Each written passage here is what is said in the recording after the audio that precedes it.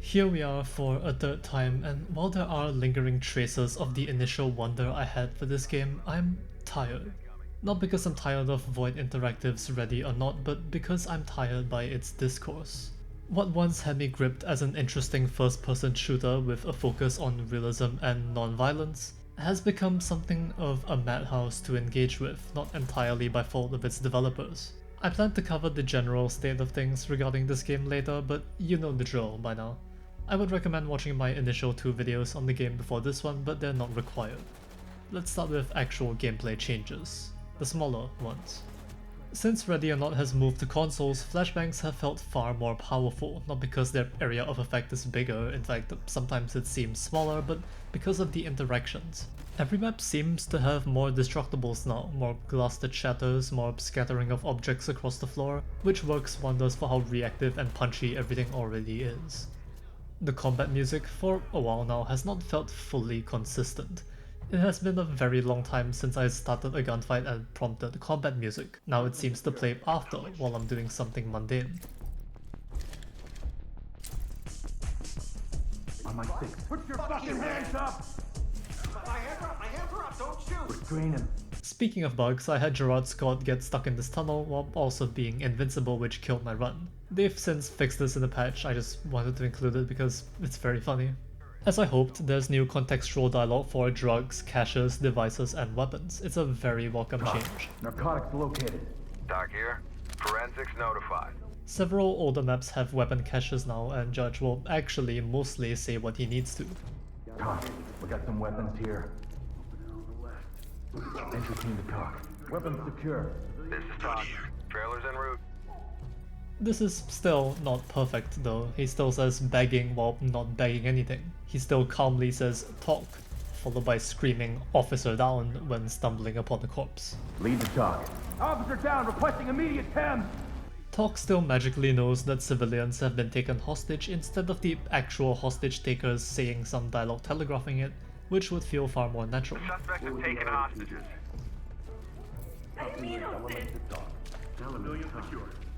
Doc to element. Civilians have been taken hostage. This was less of a problem before, but now hostages are taken much more often. Similarly, Talk also knows whenever an active shooter is around, announcing a civilian death seconds after it happens, instead of allowing the silence following a stray gunshot and scream to speak volumes more. I would like for all of this to be more diegetic. Instead of appearing immediately, perhaps the rescue civilians objective could show as failed after you found a civilian's corpse. Again, this wouldn't be too much of a hindrance gameplay-wise thanks to the sound design. Oh yeah, and ragdolls are still quite something. Doc to lead. Trailers en route.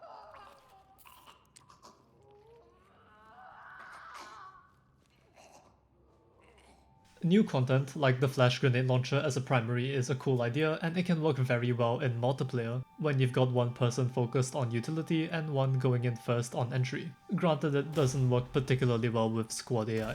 Besides those issues, SWAT AI is as competent as ever, with the exception of desperately needing a get out of the way button, Move on you. Provide support on. and they don't go towards that door button. I'll get him ready. Suspect isn't going. Drop the gun now. Gun. Police, get your hands up. But besides that, they're pretty reliable. I don't recall officers being aware of traps when you order the breach. I've seen it more often now, which is cool. Ram the door, bang the room. Stay back. Got a device here. I have, however, still had problems with giving orders in specific tighter locations. Clear. Moving on.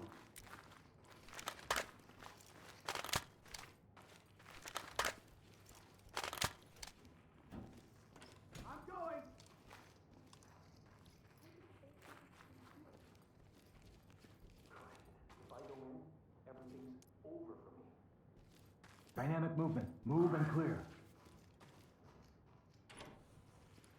I'm still of the opinion that officers need a toggle for certain behavioral modes. Their default state remains the same no matter what. If an enemy comes, they will shout for compliance and then they will shoot, sometimes doing that while trying to comply with your existing order. Having an option for, I don't know, making them retreat to cover to hold their fire would be nice, especially in hostage situations, or when a civilian is between you and a suspect.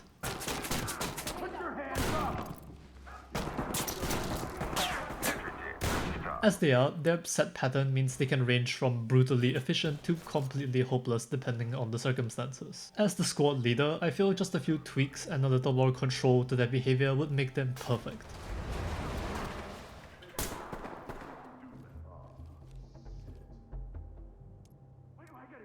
Move in. Clear.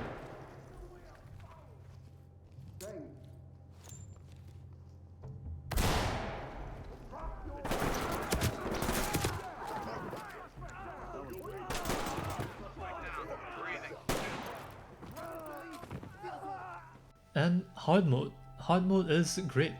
It feels like you actually have to play slowly and methodically. No longer can you bum rush every room and annihilate everything in sight. It really feels like it brings back that sense of fragility that makes these kind of games so tense. The increased frequency of traps further reinforces that very tactical, careful playstyle, one that feels so much more unique than any other shooter. Enemies are more frequent, meaning you have to be on the defensive more while they can often try to swarm you. It makes for games that are both quicker at times and yet more methodical and careful. Though I do feel some of them should take more care in spreading out enemies because sometimes it can lead to something like this. Show me your hand! Drop your weapon! Put it down! Don't make me say it loud!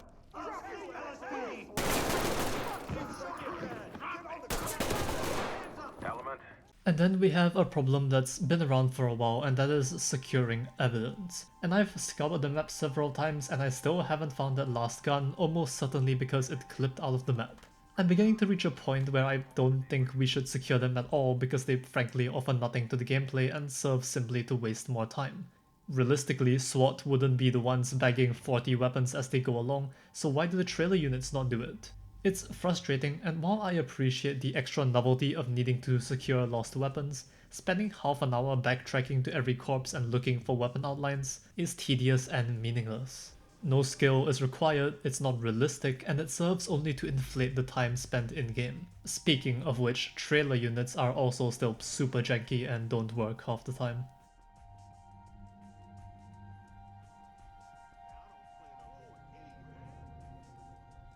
In all of Ready or Not, there continues to be slow improvements as the game continues to create new problems. The question is, which is being outpaced? I think the answer can be found in Los Sueños Stories, 2 free maps that came with the console update.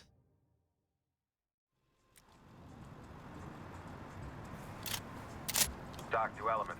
Negotiations have fallen apart. Move to secure the premises. Suspects are highly volatile. Hunger Strike, formerly known as Fast Food, is the game's first map since the elusive, massive, difficult Elysian Hotel. And while that map was a colossal brutalist hotel on a remote island, Hunger Strike is a tiny Mexican fast food place in the city. And Hunger Strike has little to offer in the way of story. Hunger Strike is simply another Los Locos mission, my least favorite faction in the game, and this is yet another very generic Breaking Bad-esque cartel location. And I'm not really asking this game to do anything too novel, but this to me is far less interesting than everything else it's done, because nothing is thematically new. We've seen maps like this before, but better. As a small-scale singular story, I wish it held some sort of impact. There are a couple of notable things about this mission gameplay-wise. It's a small map, of which we have very few, making up for its small size by having some very difficult encounter setups. There's very little real cover you can take that gives you any sort of advantageous position. Every doorway seems to lead into a dangerously open area, be it the open counter with kitchen behind, the long hallway, the break room with another door at the very end, and the upper floor offices. It's short, simple, and effective, especially with how many more suspects there are than you might expect. It is, for all intents and purposes, a very competent level, one that, on first glance, would seem easier than the gas station while ending up being deceptively hard.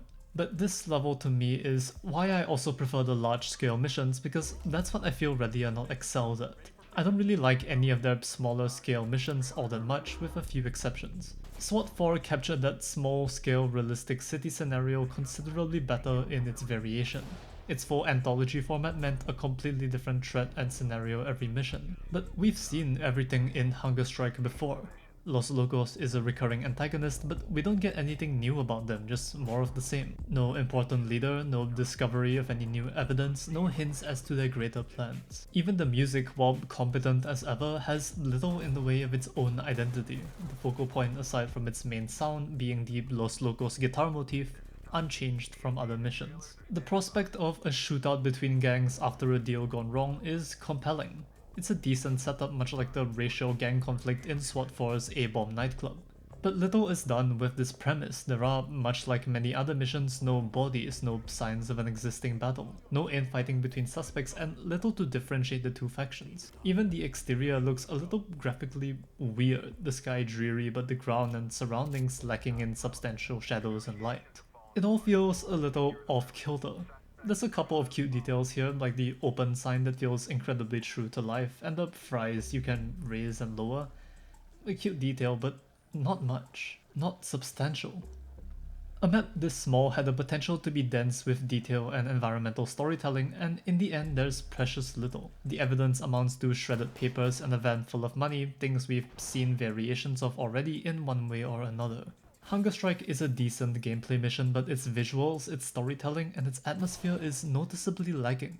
Without a central theme to tie it to anything else, it becomes a footnote of a mission, just tenuously connected to the main story, while not progressing or adding some sort of uniqueness. The interior does look like a fast food restaurant, and there are certainly parts of it that feel a little lived in and used, but for what purpose if it simply feels like a template? If there's nothing to make it stand out story-wise. The break room is nice and the final office has some neat lighting, but it doesn't change my overall impression that this whole thing feels a little hollow. We've seen a kitchen, a staff break room, a freezer. This mission is perfectly fine. The level design is good but linear and short. The visuals are good but a little lacking. The story is barely there at all. It would serve well as an introductory level, but its existence as side content that isn't part of the main campaign timeline makes it feel especially out of place. It's a disappointing mission, but I can't say I was expecting much because it's so small. But that size should normally make up for itself in other ways, and this simply doesn't.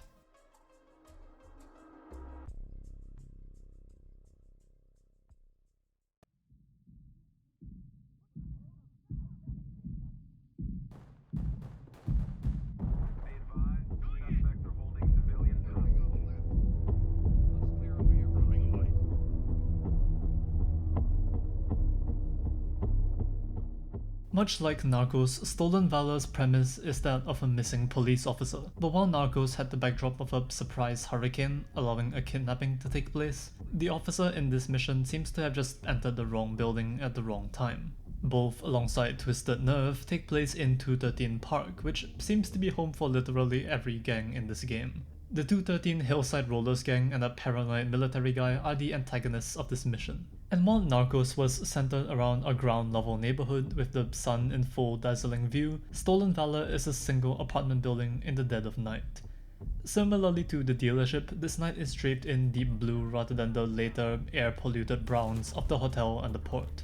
And much like the dealership, this feels like a proper raid. The fantasy of clearing apartments in the dead of night, occasionally breaking the silence with gunfire. This mission is visually excellent and possibly the best looking one so far besides a few DLC maps. It's another poverty-ridden site, but one filled with so much more detail, feeling so much more lived in some areas, while being even more depraved in others. There's a man laughing in joy as he realizes the cops have come for his neighbor. I knew they were gonna come for you one day. Look at the big boys, how you are. It really feels like all of the lacking visuals and storytelling of Hunger Strike were invested into this map instead, and you can really tell. There's no shortage of windows, glass, and more destructibles that make gunfire and flashbangs feel especially visceral. Dense trees line the exterior, clearly not abiding by any safety standards, gone unchecked and leaving scattered foliage all over. Graffiti is virtually everywhere, filling this already dark building with visual noise, trash, and cheap furniture at every turn, showing just how many strangers who don't live here have still come to make their mark. Darkness is stark and hard to see past, unlike a lot of other brighter night maps. There's the cinema-looking sofas, likely bought by people hoping to make something better of this place. Dylan Parker is the Lawrence Fairfax of this place, and this entire apartment's color scheme and decor really does call back to that house in 2005. His character is a walking contradiction in a way that feels pretty intentional, described as hating authority figures and being conspiratorial, while also hoarding guns and wearing military gear, playing old war footage on his TV. He's obsessed with the aesthetics and rose-tinted images of the military, while also condemning it whenever it suits him, refusing to face his own delusions until we rear our ugly heads and show him reality.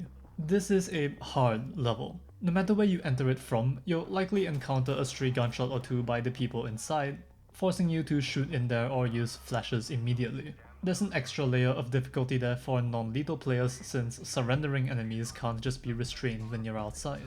The mission's highlight is the stairwell interior, this central location that brings forth one of this game's most dangerous aspects, a word I keep using, verticality. Getting shot from above or below you is significantly more dangerous. Less of the enemy's body is visible to you, railings and other obstructions are more prevalent, and they're generally harder to see on your screen.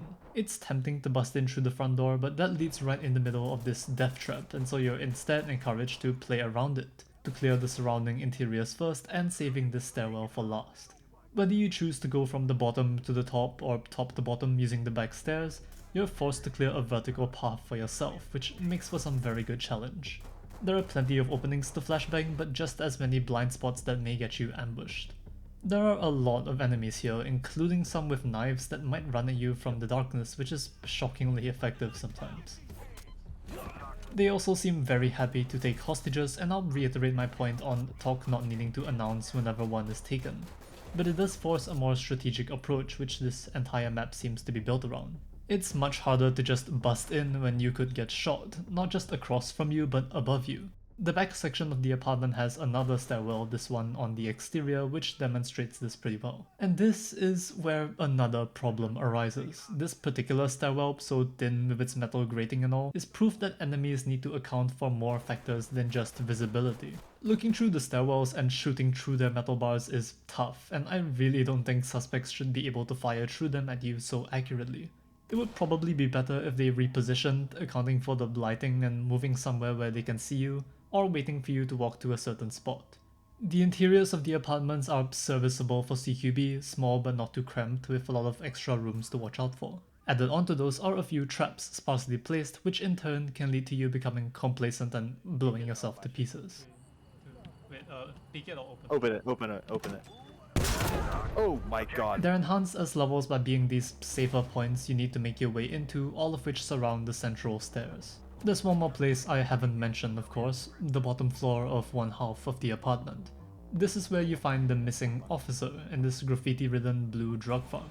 And I can say what I want about some previous visual issues, but this place looks great, and much like finding Esperanza in Narcos, it's a harrowing moment. I do hope future missions with missing people like this won't just end with brutal torture or death. I mean, we've stumbled upon God knows how many first responder and informant bodies already, and it would be nice to safely escort someone out or something. But at least for now, the moment's still very effective, mostly thanks to how the scene looks visually. You can see that Void's visuals continue to grow more ambitious. The spinning fan that casts constant shadows on the cop's body in this mission is a good example, an effective visual. But as that happens, I cannot help but think of the opening of Cherryessa Farm and how terrible it looks. Seriously, it looks like they just placed one or two stock assets on a flat texture, which... Actually, I think that's exactly what it is then. Okay. Void is clearly capable of creating visually enthralling set pieces, but it seems to forget most of the time about others. Background details are often lazy. It feels like so many important small factors of the game's visuals take a step back in service of a few things that immediately stand out.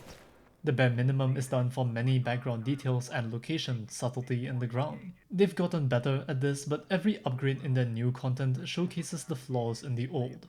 And they have revisited some of them, but not much. Ready or Not continues to be plagued by an endless barrage of problems that it doesn't seem too interested in fixing.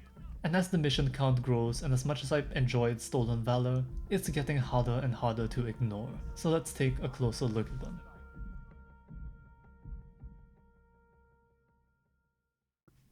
I've always been pretty open with what I want for Ready or Not, but what I don't want, above all, is for Void to cater its game to its loudest player base. This unending legion of trend chasers, grifters, and people going with whatever others are saying. People who contradict themselves and don't even know what they're asking for, their glasses rose-tinted with shades of nostalgia.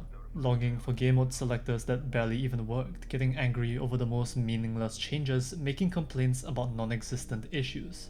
This game's been out for a while now, and I still hear people saying every mission has child predators, while in total this game has 3. Not 3 missions full of them, mind you, but 3 characters who are all linked in one of many continuous storylines. I'm not particularly interested in talking about the censorship debacle. Certain choices have compromised some of the game's artistic integrity, and that much is undeniable. The impact of the women in the container is nowhere near as powerful when they're clothed, that initial visceral shock at their vulnerability being toned down. But that's pretty much all that really bothers me, and even then, the moment is still effective, the music and sound and voice acting and inherent nature of the moment completely unchanged. And when it comes to the convulsing child in Twisted Nerve, to be honest, I kind of prefer it.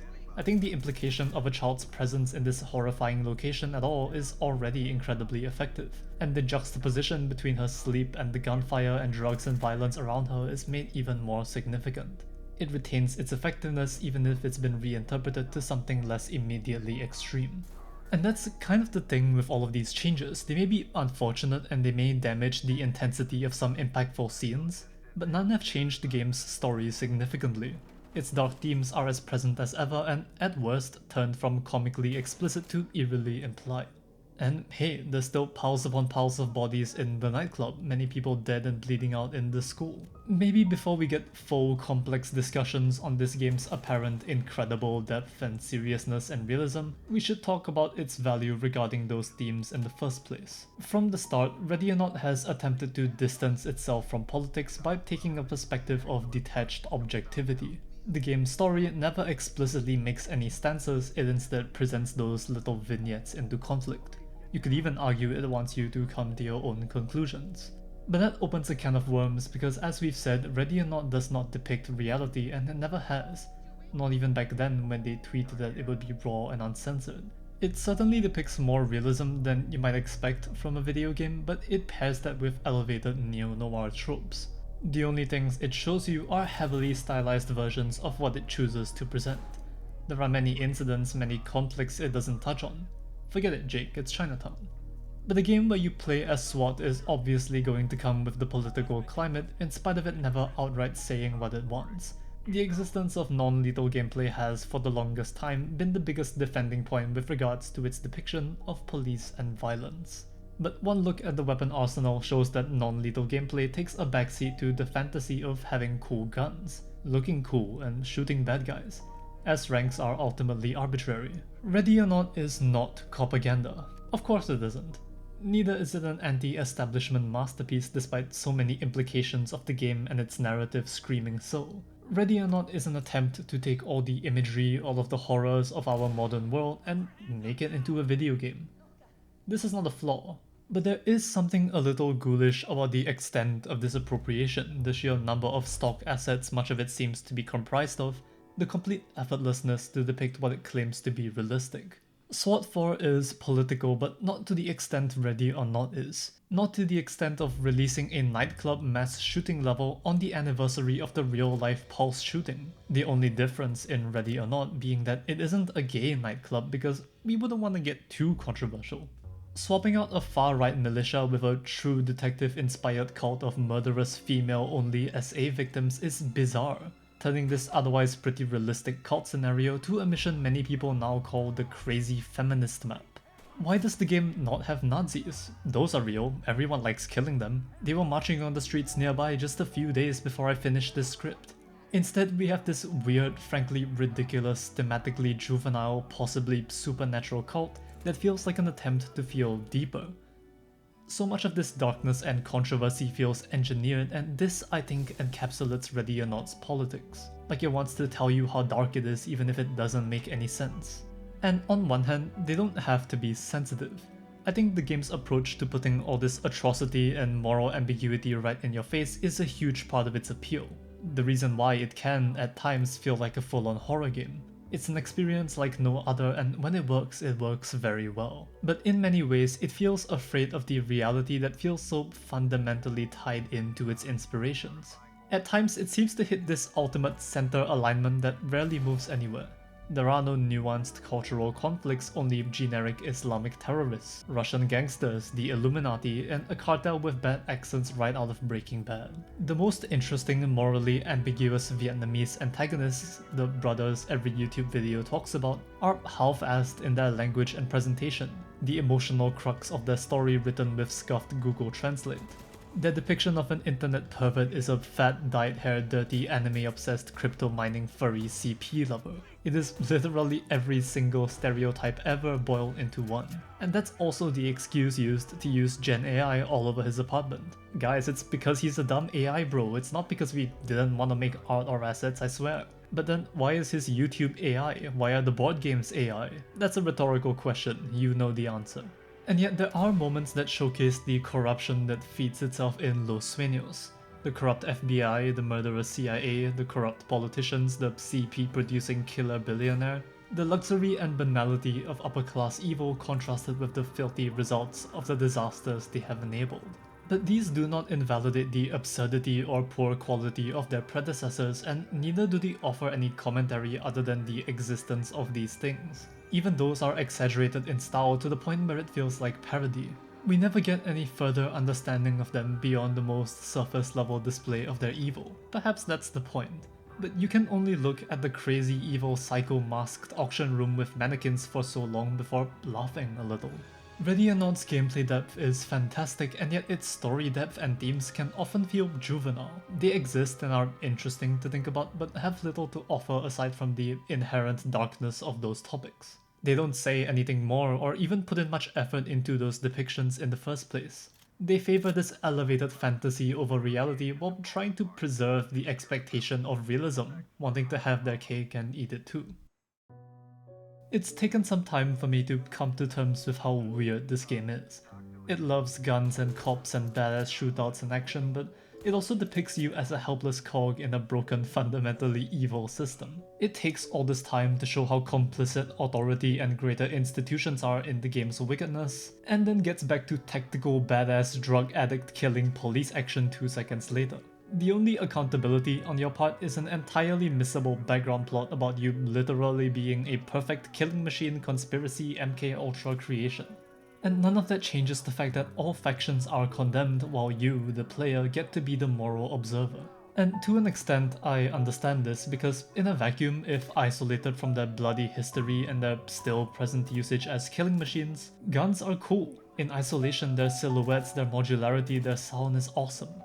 I understand wanting those elements. But a realistic cop simulator fundamentally cannot be separated from the pieces it's made of, pieces of past, present, and future, as much as Ready or Not wants it to be. The GP NVGs in this underfunded police department's arsenal make zero sense, and while this specific situation is fine, applying the same logic to this game's tone, story, and themes make that dissonance far more obvious. Everything takes a backseat to being cool, to being controversial, to being dark. And that sounds fine. Why is that a problem? I don't necessarily think it is. Like I've said before, my favorite parts of this game are when it's unafraid to be bombastic, to be so stylized that it comes into its own, rather than trying to mimic reality. It's stuff like the nightclub shooting and school levels that, while effective in their own right, suddenly feel displaced from the game's main story and the culture surrounding it. They are moments where it demands you take it seriously in spite of the silly TV show plotlines it had before, in spite of the general immaturity of this game's audience. There's nothing wrong with this, again, because it's a video game, but with this game's claimed commitment to realism and seriousness, I think it is worth noting that this game's only mention of police brutality as a concept is, well, there's none. The only presence of it is in the non-diegetic behavior of its fans. I still, after all this time, struggle to determine how many of these bizarre, tonally dissonant factors are intentional. All I know is that it is deeply compelling in how visceral and raw it is, while also feeling at times so empty. How it feels like it's immaturely depicting very charged and complicated tragedies and stumbling into deeper themes and feelings from the virtue of their depiction and their sanitization. Taking a single look at the community and all of their videos, I have seen virtually no efforts to discuss any of it thematically, other than saying this is sad. The missions simply exist, it's just a video game, they say, and to an extent they're correct. But Ready or Not, in spite of how shockingly apolitical it can feel, is political in its very nature. And it cannot exist without our current political climate. It is fascinating as a reflection of our era and often a joy to play. And it's why I don't fully regret buying the supporter edition years ago with, ironically, some of my mandatory military service pay. All I've said has sounded like complaining, and it partially is. This game is uncomfortable and not exactly in the way it wanted to be. So why do I still play it in spite of it all? Because of the blur and grain when you wear your night vision and approach this apartment bathed in shadow. Because of the distorted sirens, classy guitars, and distant screaming in a ruinous neighborhood. Because of the silence of a quiet night or moody day being broken by a single devastating gunshot. The reload animations, the lighting, the music, the gunplay. I am not immune to guns being cool, and the moment with the container in Port Hogan does make me think that this game wants to say something more. It can kind of get it sometimes. This is one of the most atmospheric and viscerally effective shooters I've played, and it still is. No other shooter feels this good. But I think it's time to stop coping. Ready or Not is not finished. This game is dark and appeals to grown adults and cops, and it is immature and appeals to edgy teenage boys. Its themes are as realistic and deep as they are absurd and comical. It is an enigma, one that feels like a landmine whenever I try to write something about it. I've always tried from my first video on this game to speak little of its complexity and its controversies, but that's simply unavoidable. Ready or Not is one of my favorite games, but not because it's perfect or amazing or even that special, but because, despite trying to keep quiet, to stir minimal substantial controversy, it somehow manages to prompt so much to think about, not always of its own merit, but simply by existing in the zeitgeist. I will continue playing this game, and I will likely continue to be frustrated by it as much as I enjoy it. There's only one thing that feels certain, and that is that I don't think I'll be stopping anytime soon.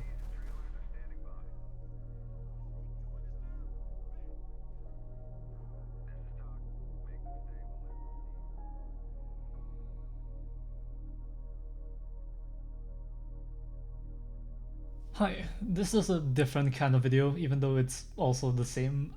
Looking back, I took a very simple approach to the past Ready or Not videos there.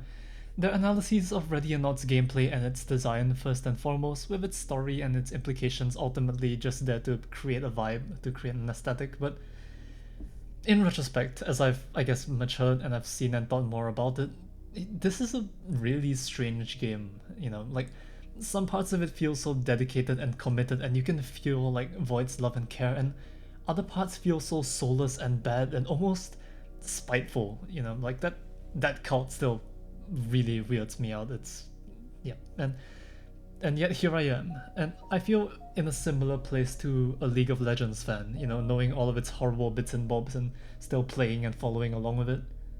I mean, who knows? Beautiful Light looks unbelievably good, so good that I, number one, would drop Ready or Not for it, and number two, so good that it looks too good. You know, I have a sinking feeling that it may not be what my brain is hoping it is. But what differentiates a game like Beautiful Light and Ready or Not is very obvious. Beautiful Light makes no pretenses on being a super realistic shooter. It's got like tactical realism, it's got the aesthetics of it, but being cool and stylistic is its main priority, and it's not trying to nudge or poke you towards controversy and real life tragedy as gameplay missions. Jesus Christ, my throat is getting really bad from narrating this for too long. Anyway, this is why I like tactical aesthetics more when they're paired with a supernatural element. Ready or Not's third DLC is in the works, from what I understand, and it may be revealed soon. But this is a time it's a time that many other games have gone through, where its fundamentals still feel like they're desperate for more, and instead, you know, here they are just stacking content upon content on top of a shaky foundation.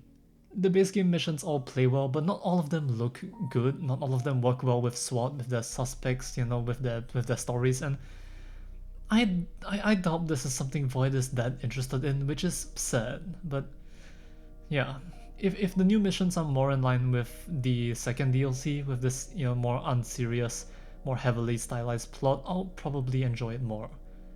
It'll still be better than any Call of Duty campaign, I can tell you that much. Thank you very much for watching. I will probably, unfortunately, make another Ready or Not video when the third DLC drops, but we'll just have to see. Thank you, and goodbye.